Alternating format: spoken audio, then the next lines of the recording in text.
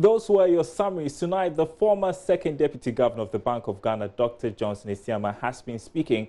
He revealed that measures had already been taken by the Mahama administration and the Bank of Ghana to deal with the banking crisis at a far lower cost to the state. His comment follows criticisms of former central bank officials over how lack of proper regulation had led to the crisis in the sector. Mr. Johnson Isiama tells Joy Business claims that their inactions led to the current challenges are not accurate. I hear all these figures, 12 billion and whatnot. It really hurts me. It hurts me because it was completely avoidable. I mean, we had a clear plan to deal with the issues. And if we had remained in office, I can tell you, we wouldn't have been where we got to. In any case, there were choices that had to be made.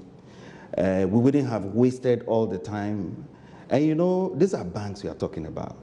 Every month that passes, they have to make further provisioning. Their liquidity situation deteriorates every passing month.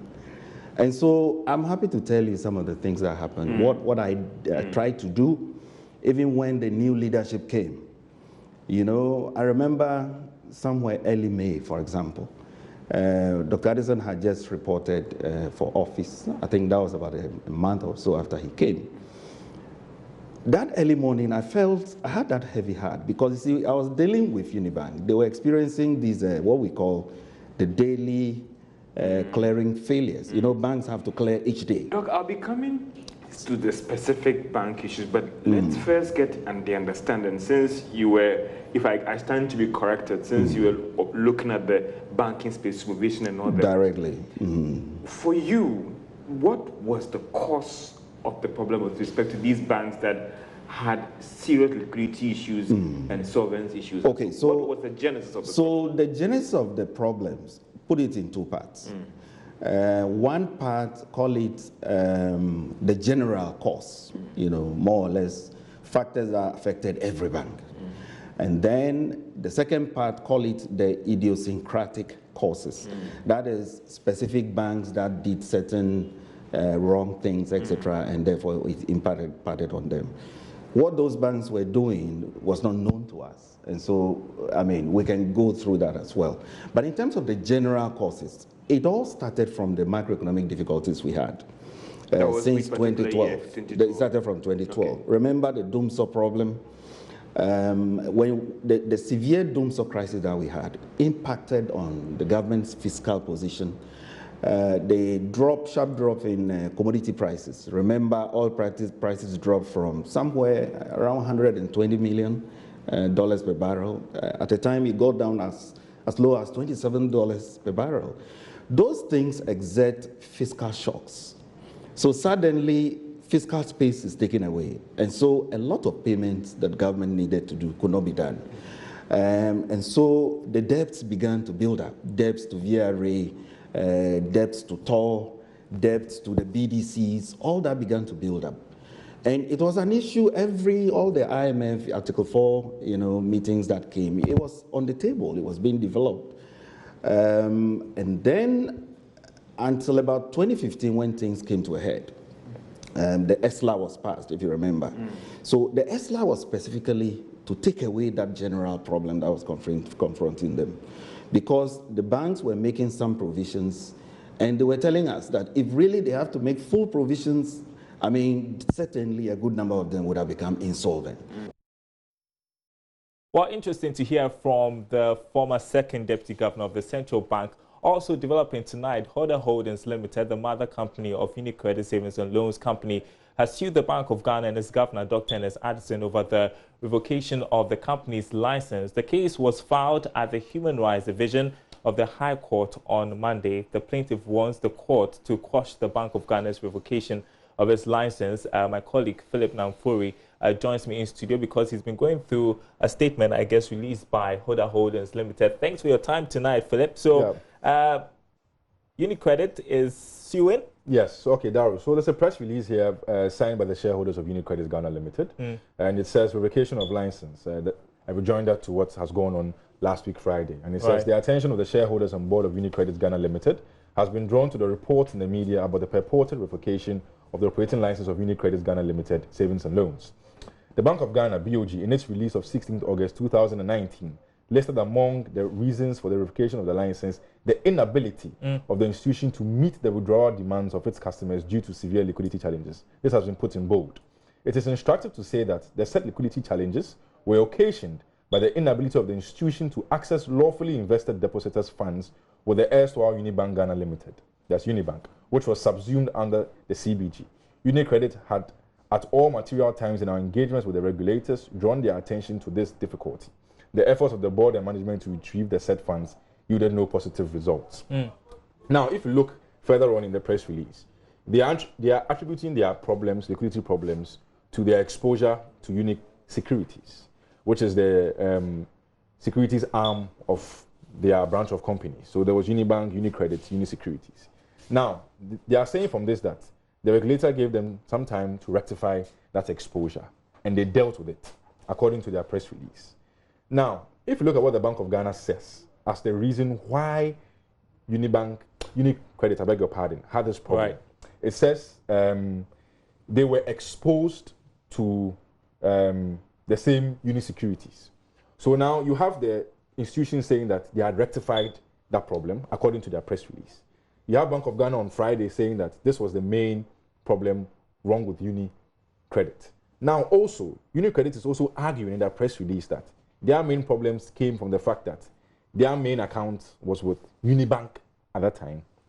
When the banks were consolidated, it brought about the delay in getting funds from various institutions which had ties to these banks that went under consolidated bank. So you see that in one breath, yes, there are liquidity challenges according to both the regulator and the institution UniCredit. But I see that on the regulator side, their argument is coming from their exposure to UniSecurities, which UniCredit claims they solved in their press release. But again, they admit the fact that their exposure to Unibank, now under CBG, also contributed to that problem. So clearly they have a different stance as to why their finance institution went down. That's different from what the Bank of Ghana has said. But clearly it's also the Bank of Ghana's words against theirs. Isn't that what this? Okay, so anytime these things happen, there are always different opinions on what exactly has gone on. But this is the regulator speaking, and like they've gone to court to solve their issue. If you have any disagreements with what the regulator is saying with regards to your license, then the courts are open for you to do business. It's not up to us to determine. So it's a good move for them to go and seek clarity as to what exactly had gone on. But this just goes back to the issue of the interconnectedness of our financial system. And some argue that when you touch one space, things happen in other spaces that you may not be immediately cognizant of. So you might deal with something in the banking sector, but its tentacles will have already spread to the savings and loans, microfinance, fund management, etc. And this just shows more light, or throws more light on some of these challenges within the financial system. And what we are seeing in the last couple of days is that more of these savings and loans companies are coming out with misgivings about how the Bank of Ghana undertook the exercise. They seem to challenge what the Bank of Ghana has put out as explanation for their collapse. And we're going to see more of them in the near future. And we've already had the majority shareholder of Group Indum, Dr. Papukosi Indum, speaking already. We've had a number of people, even analysts have engaged, off record, have said their approach could have been a bit different to curtail some of the things we are seeing within the system right now. I mean, you mentioned Dr. Papukosi Indum of Group Indum. He has been reacting to all of this. I don't know if we can play his address to employees earlier today. Let's take our inspiration from 2 Timothy. For the Spirit God gave us does not make us timid, but gives us power, love, and self-discipline. I want us to look at that today. That spirit that God gave us does not make us timid and should not. in this challenging time make us timid, but it ought to give us power. And when I say power, power to take control over our emotions, over our attitude, and our outlook as far as work is concerned, as far as life is concerned. And yes, it's a terrible blow to have what we have worked for since 1997, and that became First National, May of 2006, and then transformed to become GN Bank. For us to work for that to achieve 300 locations, over 1 million customers with more than 2,000 employees, and a wonderful forward look, to then become GN Savings, and then one day, for someone to say, this is over, close it, shut the doors, turn backwards. Well, what I need to say to you is that we may be down, but we're not out. All right, Chairman of Group Indum there, Dr. Papa Kwesi Indum. Keep hope alive. I think that's what many people will be doing at this point. Thank you very much, Philip Nampoy, for your time tonight. Well, let's move on now. Senior partner at AB and David Africa, David Ofosu-Dorte, is calling for an overhaul of the corporate governance structure of companies in the country. His call comes on the back of recent actions by the Bank of Ghana, where 23 financial institutions have had their licenses revoked. David Ofosu-Dorte argues that a cultural shift is necessary to bring indigenous businesses in line with good tenets of corporate governance. He spoke to Joy Business on the sidelines of the National Conference on the implementation of the Continental Free Trade Agreement in Accra. For most people in closely held enterprises, they fail to realize that once you brought a company into being, that company has its distinct perpetual personality, different from you as a human being whose life is finite. I think as a nation, we need to do more and let those who set up these indigenous enterprises, as I may want to call them, or closely held enterprises, begin to understand the nuances of corporate governance and the need to distinguish their role as owners as separate from that of directors. The truth about it is that whether we like it or not, a large part of our business sector are in this nature. It is just because the ones which are in the financial sector have become the news of the day. But what is happening is not different from what is happening in other sectors. So if we took a conscious effort as a nation to create a business psyche in the minds of those who have entered into businesses, it will help. Because don't forget that these SMEs or micro enterprises, they start small. Maybe one man doing a susu enterprise with his wife, and when they registered, there was just a wife and himself as a director. Over the period, they grow, they get more deposits, they bring in a couple of friends, classmates, and the rest as directors, relatives. Then they go to Bank of Ghana, or they go to the regulator, they get licensed. These people remain, and because it is the owner who is there and directing everything, they run the company aground, and it may affect depositors' money and all that. So there is something about the way our culture makes us direct closely held enterprises that we need to look at. Clearly, if, let's say I do related party transactions, which was what was the main feature during the collapse of the first set of financial institutions, and I'm awarding contracts to a related party above the normal price that I will buy if I were doing it at arm's length. Clearly, it is because I do not understand the adverse impact of this on my company. That's the only reason why I would do that. And if I understand that this company is going to be there in perpetuity as separate from me, I will not do that. I'll treat it as arm's length.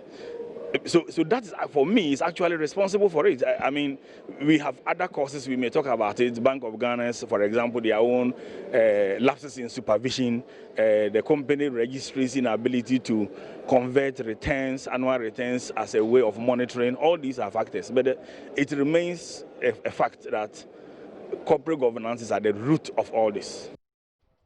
Well, away from the banking sector, as part of their capacity training program, Managing Director of Multi TV, Santok Singh engaged the final 11 teams of the 2019 Cosmos Innovation Center Agritech Challenge. He interacted with them on the importance of advertisement and branding as a drive for business growth.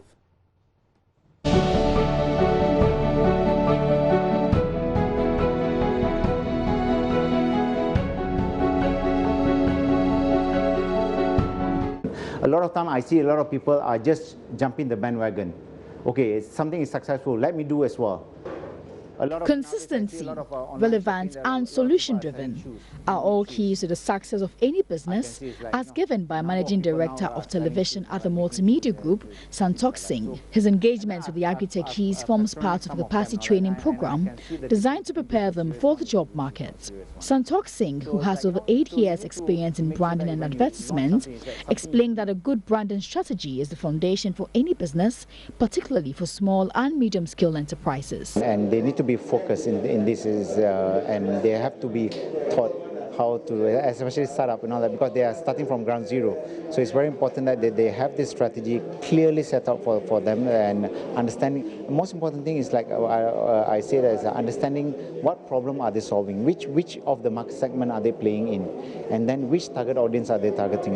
So they have to be very clear that, and based on that, then they'll be able to develop their strategy and then make sure that the product is successful in the market. And without proper marketing and branding strategy, there's no way that the product will. Programs Manager for the KIC Agritech Challenge, Benjamin Jan Kesse, further explained the rationale behind the creation of the entire capacity building program as part of the roadmap in the 2019 challenge. This training, especially what we've had today on the branding, is very important for entrepreneurs and young entrepreneurs as such, because it helps you, and especially part of the program helps you that as I design the program, I design my business, as I design my business, how am I designing it? Who am I designing it for? So we are beginning with the end in mind, in the sense that from where you are starting from, look at your business in 5 years from now, 10 years from now. How are you going to be seeing yourself? And that will help you to build a very solid foundation in having all these kind of thinking. With this training and more given to the cohorts, they are expected to strengthen their business plan and attract more customers, not to forget, more importantly, revenue ahead of the final pitch in September. For Joy Business, Karen Dudu.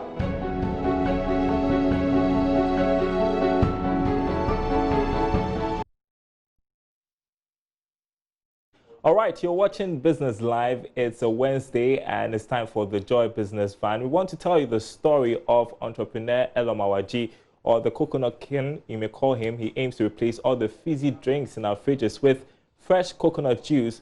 And I know you are wondering why. Well, we've got his story on today's episode of the Joy Business Van.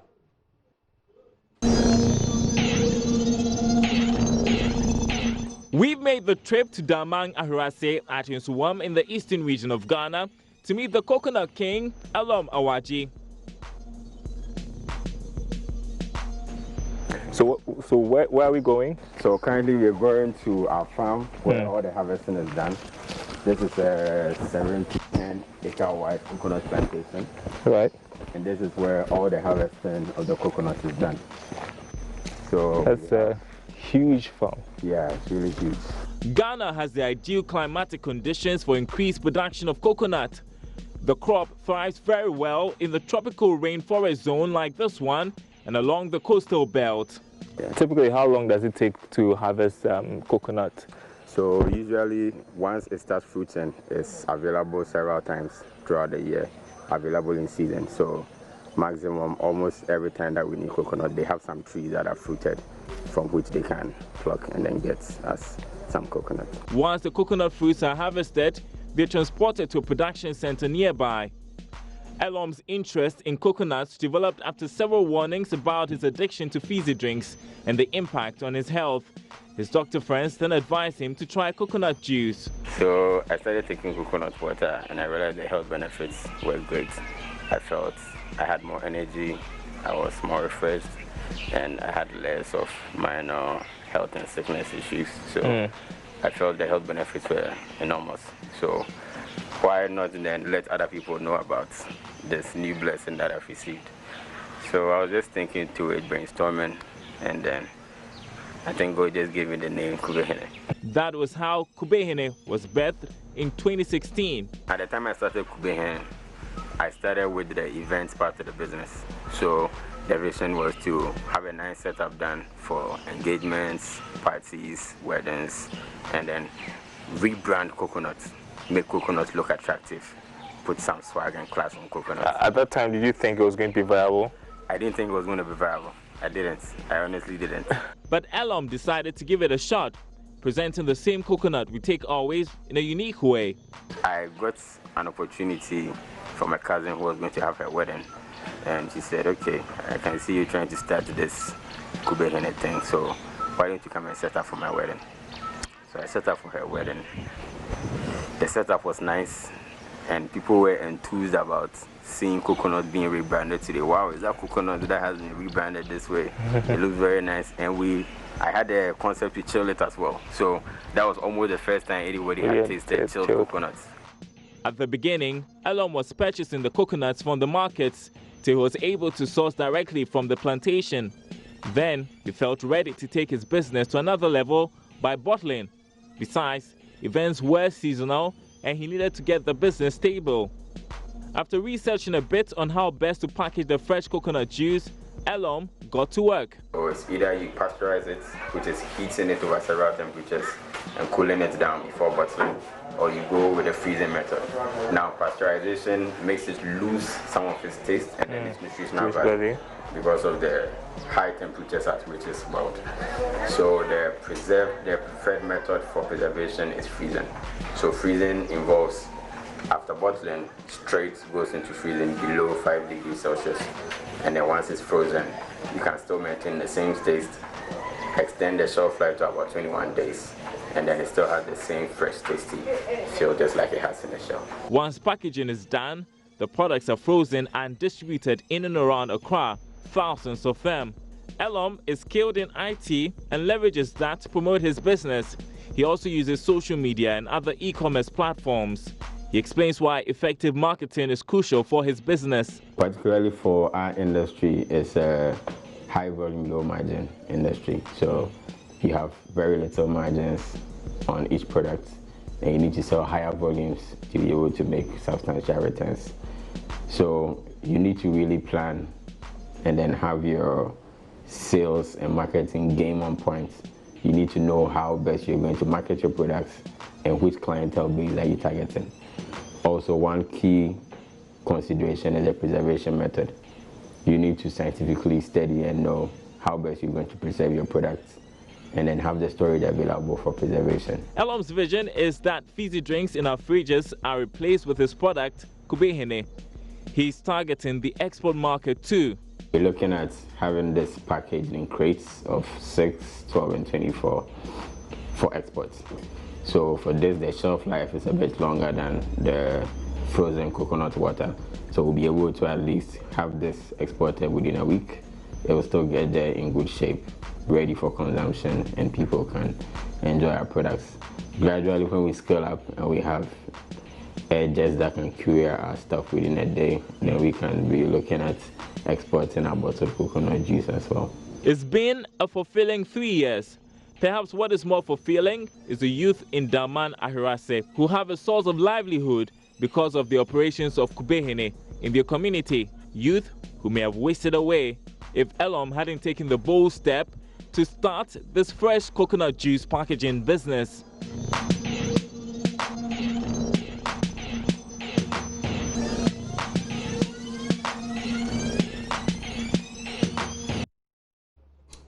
All right, interesting what Elom Awaji is doing there. That's it for Business Live tonight. Thanks for watching. My name is Daryl Kwao. More news on our website, myjoyonline.com/business. We're back same time tomorrow.